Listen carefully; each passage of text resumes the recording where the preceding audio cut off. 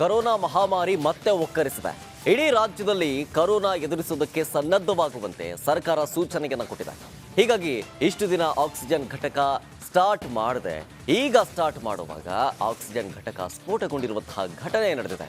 ಬೇರೆ ಘಟಕಗಳಲ್ಲೂ ಕೂಡ ಇದೀಗ ಭಯದ ಆತಂಕ ಸೃಷ್ಟಿಯಾಗಿದೆ. ಆ ಕುರಿತ ಒಂದು ಸ್ಪೆಷಲ್ ರಿಪೋರ್ಟ್ ಇಲ್ಲಿದೆ.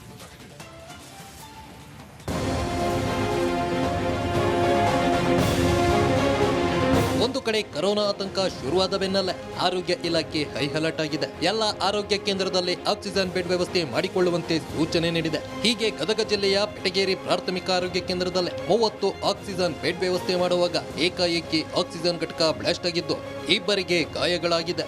ತಾಲೂಕು ಆಫೀಸರ್ ಅವರು ಬಂದು ಹೇಳಿ ಮಾಡೋ ಇದನ್ನ ಚಾಲು ಅಂತ ಮಾಡೋದು ಅಂತಂದು ಹೇಳಿದ್ರೆ ನೀನ್ ಪಾಪ ಅವರು ಜಿಲ್ಲಾಸ್ಪತ್ರೆ ಇಂಜಿನಿಯರ್ ಮಾಡಕ್ ಅಲ್ಲೇ ಎಲ್ಲ ಅವರ ಮಾಡ್ತಿದ್ರು.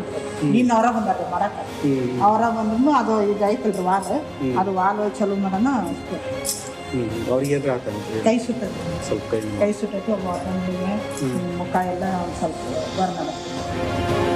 ಆಕ್ಸಿಜನ್ ಸಿಲಿಂಡರ್ ಸ್ಫೋಟದ ಕುರಿತು ರಿಪಬ್ಲಿಕ್ ಕನ್ನಡ ರಿಯಾಲಿಟಿ ಚೆಕ್ ಮಾಡಿದಾಗ ಹಲವು ದಿನಗಳಿಂದ ಆಕ್ಸಿಜನ್ ಪ್ಲಾಂಟ್ ಶುರು ಮಾಡದೆ ಈಗ ಚಾಲನೆ ಮಾಡಿದ್ದಕ್ಕೆ ಈ ದುರ್ಘಟನೆ ನಡೆದಿದೆ ಎನ್ನಲಾಗ್ತಿದೆ.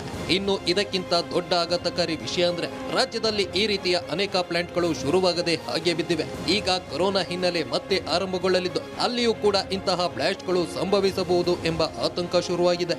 ಚಾಲೂ ಮಾಡಕ್ ಬಂದಿದ್ರಿ ಇಂಜಿನಿಯರ್ ಸರ್, ಅವ್ರು ಚೆಕ್ ಮಾಡಕ್ ಬಂದಾಗ ಅದು ಬ್ಲಾಸ್ಟ್ ಆಗಿದ್ದೆ ಸರ್. ಅದು ಓಪನ್ ಮಾಡಿದ್ದೆ ಅನ್ನಕರೇನ ಸರ್, ಅವ್ರು ನಿನ್ನೆ ಬಂದು ಓಪನ್ ಮಾಡಕ್ ಇದು ಮಾಡಿದ್ರು ನೋಡ್ರಿ. ಅಷ್ಟೇ ರೀ, ಮತ್ತೆ ಗೊತ್ತಿದ್ದಿದ್ದೆ ನಮಗೆ. ಮತ್ತೇನಿಲ್ಲ, ಅದು ಬ್ಲಾಸ್ಟ್ ಆಗಿಂದ ನಾವು ಇಷ್ಟು ಈ ಕಡೆ ಬಂದಿದ್ದೆ. ಇಬ್ಬರಿಗೆ ಸರ್ ಒಬ್ಬರಿಗೆ ನಮ್ಮ ಸ್ಟಾಪ್ ಇಲ್ಲ ಹೋಗಿ ಬಂತು ಸರ್. ಅದು ಮಕ್ಕಳೇ ಡಮ್ ಬಂದಿದ್ದೆ, ಬ್ಲಾಸ್ಟ್ ಆಗಿ ಹೋಗಿ ಬಂತು.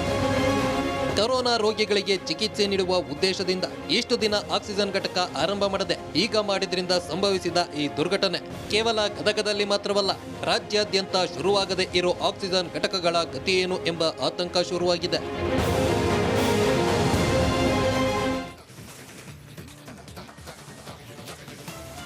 ಸರ್ಕಾರ ಬಡ ಮಕ್ಕಳ ವಿದ್ಯಾಭ್ಯಾಸಕ್ಕೆ ಅಂತ ಕೋಟ್ಯಾಂತರ ರೂಪಾಯಿ ಏನೋ ವೆಚ್ಚ ಮಾಡುತ್ತೆ. ಆದರೆ ಶಾಲೆಗೆ ಬೇಕಾದಂತಹ ಮೂಲ ಸೌಕರ್ಯವನ್ನೇ ಮರೆತು ಬಿಡುತ್ತೆ. ಇದೇ ರೀತಿ ಆಟದ ಮೈದಾನ ಸೇರಿದಂತೆ ಮೂಲಭೂತ ಸೌಲಭ್ಯಗಳಿಂದ ವಂಚಿತವಾಗಿ 114 ಮಕ್ಕಳು ಕೇವಲ 2 ಕೊಠಡಿಯಲ್ಲಿ ಪಾಠ ಕಲಿಬೇಕಾದಂತಹ ಪರಿಸ್ಥಿತಿ ಎದುರಾಗಿದೆ. ಆ ಕುರಿತ ಒಂದು ವರದಿ ಇಲ್ಲಿದೆ.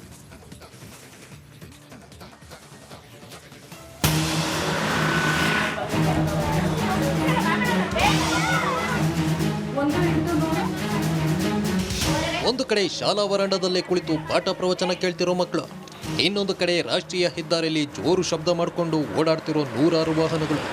ಇನ್ನು ಆಟದ ಮೈದಾನವಂತೂ ಕೇಳುವಂತೆಲೇ ಇಲ್ಲ. ಇದು ಚಿತ್ರದುರ್ಗದ ಕೋಳಾಲು ಗ್ರಾಮದ ಸರ್ಕಾರಿ ಹಿರಿಯ ಪ್ರಾಥಮಿಕ ಶಾಲೆಯ ಗೋಳು. 2019ರಲ್ಲಿ ರಾಷ್ಟ್ರೀಯ ಹೆದ್ದಾರಿ ಅಗಲೀಕರಣವೆಂದು ಶಾಲಾ ಕೊಠಡಿಗಳು ನೆಲಸಮವಾಗಿ 5 ವರ್ಷಗಳು ಕಳೀತಾ ಬಂದಿವೆ.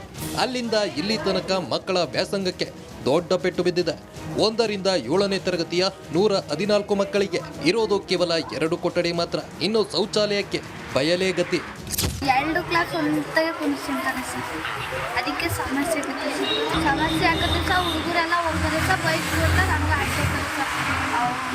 ಬೆಳಗ್ಗೆ ಇದು ಬಸ್ಸಿಗೆ ಅಡ್ಡಿಲ್ಲ ಸರ್, ಎಲ್ಲ ಸಮಸ್ಯೆ ಐತೆ ಸರ್. ಟಾಯ್ಲೆಟ್ ಇಲ್ಲ ಸರ್, ಅಲ್ಲಿಗೆ ಹೋಗ್ಬೇಕು. ಹುಡುಗರೆಲ್ಲ ಹುಂಚೆ ಮಾಡೋಕ್ಕೆ ನೇತು ಬಿಡ್ತಾರೆ ಸರ್. ರಾಷ್ಟ್ರೀಯ ಹೆದ್ದಾರಿ ಅಗಲೀಕರಣ ಮಾಡುವಾಗ ಶಾಲೆಯ 3 ಕಟ್ಟಡಗಳು ಮತ್ತು ಶೌಚಾಲಯವನ್ನ ಕೆಡವಲಾಗಿತ್ತು. ಆದರೆ 4 ವರ್ಷ ಕಳೀತಾ ಬಂದರೂ ಇದೇ ಪರಿಸ್ಥಿತಿ ಇದೆ. ಮಕ್ಕಳು ಗ್ರಾಮಸ್ಥರು ಎಷ್ಟೇ ಮನವಿ ಮಾಡಿದ್ರು ಅಧಿಕಾರಿಗಳು ಮಾತ್ರ ಕ್ಯಾರೆ ಅಂತಿಲ್ಲ.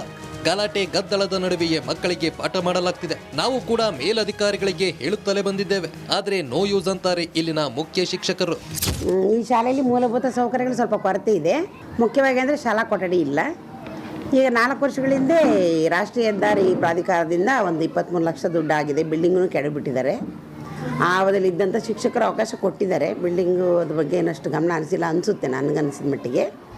ಬಟ್ ಈಗ 114 ಮಕ್ಕಳು 1 to 7th ಕಲಿತಿದ್ದಾರೆ. ನಮಗೆ ಮುಖ್ಯವಾಗಿ ಶಾಲಾ ಕೊಠಡಿಗಳು ಬೇಕು.